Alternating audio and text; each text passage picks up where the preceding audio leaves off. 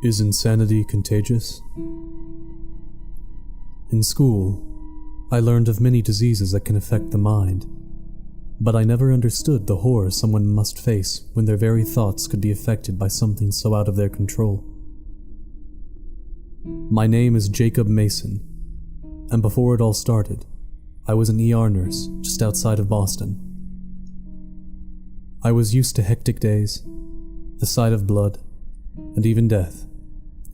But nothing could compare to what I've seen since that one dire night. It was what passes for a normal weekday in the ER, chaotic. A line of people needed to be seen. All the staff did their best to see everyone while sorting them between the time of arrival and the seriousness of the injury. My eyes had long gotten used to the fluorescent lights and the smell of sanitizer that filled every inch of the hospital. The waiting room was filled with the sounds of low muttering and coughs contrasted by the loud yelling and rushing of staff that filled the rooms behind. A homeless man was rushed in on an ambulance. He was young, unwashed, unshaven, and covered in self-inflicted knife wounds. The blade had been recovered by the police, and he was already bleeding profusely before he reached the hospital. Still, the doctors worked all their magic to try and save his life. I was called over to assist, holding the struggling man still as the doctors tried to stop the bleeding in each wound. Another nurse rushing towards us with donated blood. I looked into my patient's eyes. He looked terrified. It was then that he started to violently cough blood. It splattered into the air, and into my right eye. Another nurse wordlessly took my place as I rushed to an eye wash station to clean out the biohazard. I was at risk for a number of blood transferable diseases, but that was always a risk and the hospital was prepared for it. I was not there when the man they brought in died, a John Doe. We could find no trace of his identity, but that was all the information I was privileged to hear. The rest was up to the police. I was used to the coming and going of patients, but he was someone I now truly wish I had known more about. I took an HIV test and had blood work done to check for any other diseases. The news seemed positive. I seemed to have had little to worry that I had any infections. However, within 24 hours, I was experiencing symptoms to something I am still unable to fully explain. I awoke, ready to face another long day when I noticed it.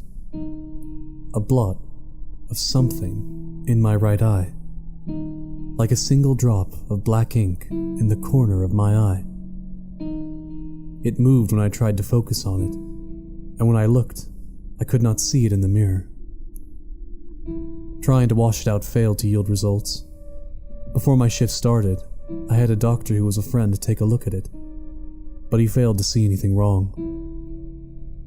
Soon I was wrapped up in another busy day and failed to follow up on it. It did not obstruct my vision, so I let the issue wait. It wasn't until that night that I started to worry something was truly wrong. It was after another busy day I waited in my bed for sleep to take me. My eyes were closed, half asleep. I could feel it. Like worms crawling across my eye, stretching, contracting, and elongating to reach further and further across. I awoke in a panic, fumbling around to turn on the light. It was then that I could see it. Reaching out of the black dot in the corner of my eye, tentacle-like growths now obstructed my sight. They streaked across my pupil, making my view look like peeking through a fence. This time, I did not hesitate. I rushed back to the ER that I worked at. This time, a patient myself, I was granted no special favors. Sitting in an uncomfortable chair under fluorescent lights, with that familiar mumbling and coughing around me, I waited. My discomfort soon turned to sharp pain. My eye felt like it was attacked by a red-hot needle. All I could do was cry out in pain as I covered it with my hand. It was then I saw something in my eye. Something moving in the hazy darkness. It looked like faces, in pain, shifting in a mass of flesh. each face trying to escape before being swallowed by the flesh and replaced with another. By the time the visions had stopped, I was being rushed into the back to be looked at. My eye forced open and carefully examined by a doctor. The pain was gone, replaced with the tedium of awkward questions and paperwork. I was in shock, unsure to what even tell the doctors. They looked at my eye, took more blood, but only ended up shaking their heads. I saw the familiar eyes of pity and annoyance, the kind reserved to the hypochondriacs and the mentally ill. I knew what they were thinking. Hours passed as I waited for a specialist in an ultrasound. Meanwhile, I started to grow hopeless and anxious. I did not like being so out of control, to be the patient. After hours of waiting, a doctor sat me down and looked me in the eyes. He told me my initial tests looked good, and that some other tests may take some time to process, that I should go home and rest. Before I could leave, he handed me a piece of paper with the name of a psychiatrist that could help me. I left the hospital feeling hopeless and drained. I called out of work and decided to rest as the doctor ordered. After drifting to sleep, I dreamed. I dreamed of masses of flesh, as dark as oil. They looked almost human, but wrong. Misshapen, as if they were made of melting wax. The almost humans all looked at me as if they just noticed my presence. They crept slowly towards me, and I awoke in pain, sharp pain. My eye felt like fire, and nothing I did could ease it. Painkillers were useless. The pain would occasionally subside just long enough for me to start to fall asleep. And then it would start again, just as I was about to pass out. I did not sleep at all that night. I did not sleep the next night as well, or the one after. My days turned into a blur of pain and sights that became harder to explain.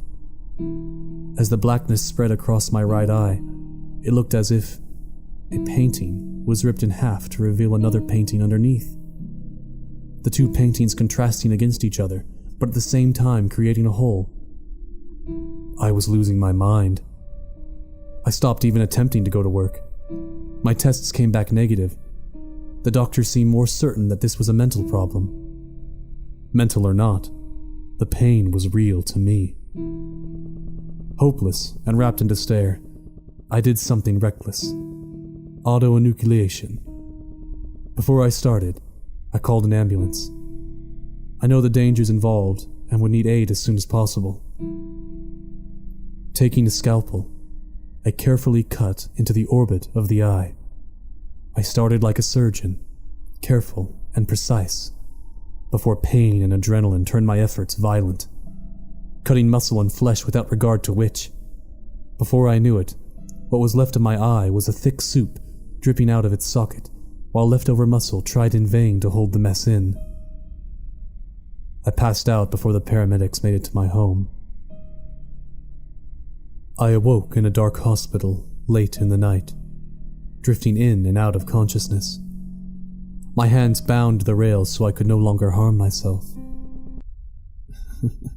I had succeeded. My right eye was black.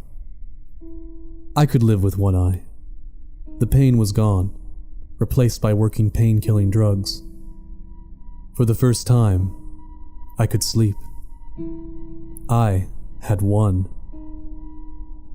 However, I could feel something move. It pushed against the bandages that covered my eye, finding an opening. Something warm and slimy pushed out of the bandage, like a popped pimple.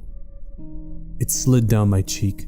I tried to grab it, but my hands were still chained.